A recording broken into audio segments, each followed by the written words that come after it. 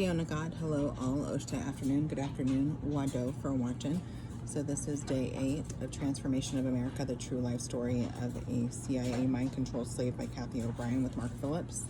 And continuing on chapter 3. He said, "It depends on how well you can follow my instructions." "No problem," I said. Within a few days of feeding myself intravenously and taking the prescribed medications, I began to recover. It was during this recovery period that I began my telephone search for answers to Speed, Kathy's recovery process. Again, I was told by my former, well-connected associates that I knew it all. I was not convinced. However, my persistence soon paid off, as one particular phone call resulted in my striking proverbial pay dirt. The medical books on clandestine experimental research for treating dissociative disorders mysteriously appeared on hold for me at the Eagle River branch of the Anchorage Public Library. I was covertly alerted to pick them up on a certain day and exact time. I complied. As I was leaving the library, a middle-aged woman with a grocery sack in her arms approached me. She asked if the library was open. I thought this was odd since I was walking out of the opened library entrance. My curiosity was short-lived when she asked, "Have you read any good books by Dr. Milton Erickson lately?" I replied, "No, but I am checking one out by psychiatrist Dr. William S. Kroger entitled Clinical and Experimental Hypnosis." "Oh yes," she said, "I'm a real fan of Dr. Kroger's, and he is a real fan of Dr. Erickson, who you know is considered the father of subliminal mind control theory research." She began walking away and turned, smiled, and said, "Enjoy your books and use that bookmark." I assumed she was addressing me by name while referring to the book itself. I also concluded from this comment that she was obviously the person responsible for delivering the books to the library. Soon I learned she was referring to a bookmark placed inside of one of the books, which provided me a desperately needed communications vehicle. Recorded on the bookmark was a toll-free 800 number with a time and date to use it. I used this 800 number and many others similarly provided me for a communications vehicle to covertly access the spooks, which are spies, subway to information. For 2 more years, this method provided me with a telephonic guidance through a maze of mind work with Kathy. When I called the bookmark 800 number, it was answered by an electronic voice which said in part, "Please enter your employee number now." I complied, using a series of numbers that I had been previously assigned by someone who must remain anonymous because I do not know their identity.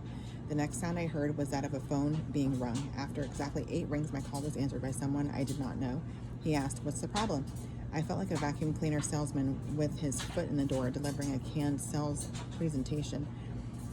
I began nervously emphasizing my desperate need for a quicker therapy regime for Kathy. The voice asked, "Have you read the books?"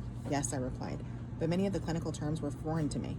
The voice then instructed me to go back to the library and pick up a psyche reference book on term definitions.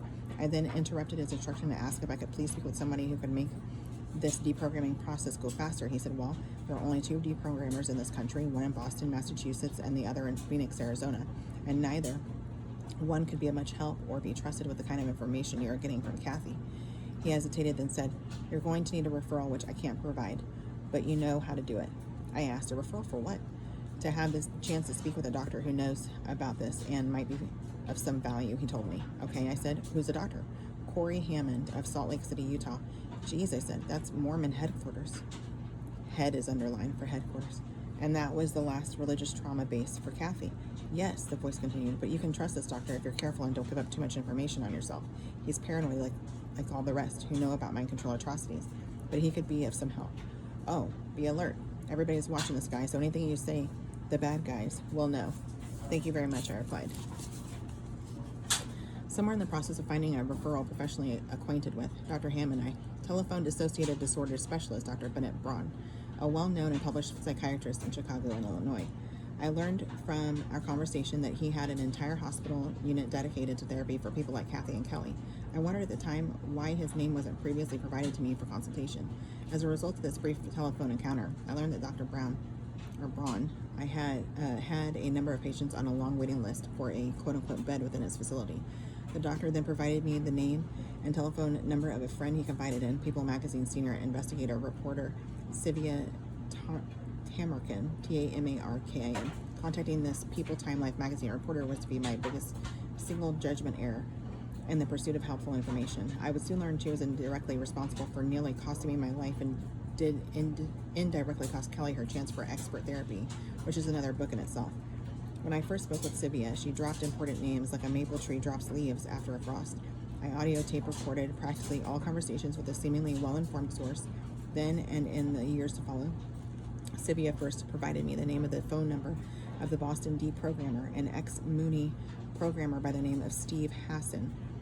Next, she provided the name and phone number of the contact Jolly West at UCLA. Reluctantly, she gave me the referral I needed to communicate with Dr. Corey Hammond, the latter contact being the only briefly helpful one with whom I would speak. Maximizing my PTSD impaired judgment, I telephoned programmer Steve Hassan for advice on how to help Kelly only, which resulted in his coming out to our home in Alaska. Apparently his agenda was to traumatize Kathy by using a well-known code to trigger her to run for her life from me. The method he employed could have been effective, but fortunately for Kathy and Kelly, his robotic delivery, like his moral ethics, was very poor. I learned that Hassan's voiced and recorded professional respect for his UCLA psychiatrist friends, Dr. West and Dr. Margaret Singer, derived from sinister reasons. Little did I know that Dr. West had worked for the CIA and Project MK-Ultra mind control research for decades. It seems some of Dr. West's CIA supported research had been exposed by a congressional investigator of the MK-Ultra project in the 1970s. However, he survived the public scrutiny because the U.S. government had, in essence, halted further investigation of him and his work under the national security guise. His only reported crime was for killing an elephant with an overdose of LSD in the presence of school children. These facts I would learn after Kathy and I spoke with him by phone and subsequent disaster struck us. This, too, is another story in itself. The phone calls between myself and Dr. Corey Hammond were informative and supportive. He proved himself to be the single most valuable live information asset I would know in my quest for expert therapy advice. Later, Dr. Hammond delivered to the mental health community through a symposium presentation in 1991. The whole truth as he knew it on the topic of mind control. His advisory instruction to me on a particular Erickson technique for painless non-abreactive ABREACTIVE memory recovery called revivification, literally saved my precious Kathy from living the horrors as she remembered them. This man is my personal hero. Spring in Alaska was a very different experience from what I was accustomed to in Tennessee. The Alaskans just referred to it as a breakup. In place of hearing sounds of chirping birds, I listened to drip noises from the ice melting off everything. The streets had become an ugly brown brown mush. For spring as normally a welcome season change. Good Lord. For spring as normally for spring is normally, but it's a typo. A welcome seasonal change. It was depressing to say the least. The only good news was that the days had slowly changed from darkness to warm sunlight. With the seasonal change, a time bomb I did not know existed began its countdown. Kelly's asthma and behavior were radically deteriorating for no apparent reason. One Friday morning in May, Kathy received a call from Kelly's school principal requesting we pick her up as soon as possible and have her examined by a doctor. The school nurse said Kelly was having a severe asthmatic attack that did not respond to the medication she had with her. We picked her up only to find that her condition seemed to improve miraculously at the sight of us.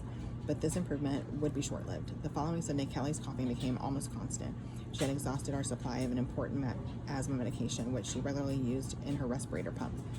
I covertly substituted distilled water and sat with her while she struggled for breath. Using an Erickson technique of guided imagery, I began telling her a story about a little girl who huffed and puffed and climbed a mountain. The story I told ended with the little girl reaching the top of the mountain, only to be so tired that she fell asleep in the bed of wildflowers. Kelly responded by breathing normally and actually falling into a sound sleep for a few hours, only to awaken and repeat a coughing spell. I returned to her bedside and I asked why she coughed. Kelly, somewhat agitated, responded, I have asthma. I repeated the water substitution trick, and she responded favorably and said, Dad, Wayne, the father and alleged serial killer Satanist, told me I was going to die. I said, well, he's not a doctor. Kelly continued, he really did say that over and over and over again. I then asked, when did he say this? When school's out, she replied. I asked, what do you mean? She robotically repeated, when school's out. Do you remember when Wayne said this to you? I asked. In bed, she continued. He thought I was asleep and he was talking on the phone to Alex Houston and then to me. I knew then Wayne Cox had programmed her to die using a clinical technique known as hypnosleep. Alex Houston was guiding Cox through the program. I interrupted her as I saw she was entering a deep state of trance and responded, well, school's not out and tomorrow you'll be well enough to go back to school. As I suggested, Kelly did feel good the next morning and returned to school. This day would be her last day in Birchwood Elementary. Only a few hours passed before Kathy and I again were called, this time by the nurse, who became agitated when Kathy truthfully answered her question. Didn't you take her to the doctor? Kathy said, no, but we will. Later that evening, Kathy, Kelly, and I would make the last of our emergency drives to seek medical help for Kelly. At Anchorage's Humana Hospital, Kathy and I met with the young, very bright and beautiful physician, Dr. Lori Shepard, who seemed perplexed and perhaps frightened as to Kelly's unexplainable deteriorating condition. I requested a private meeting, and she complied. Till tomorrow, don't go honey, you in a good shanosuke. Till we meet again, love you, mean it.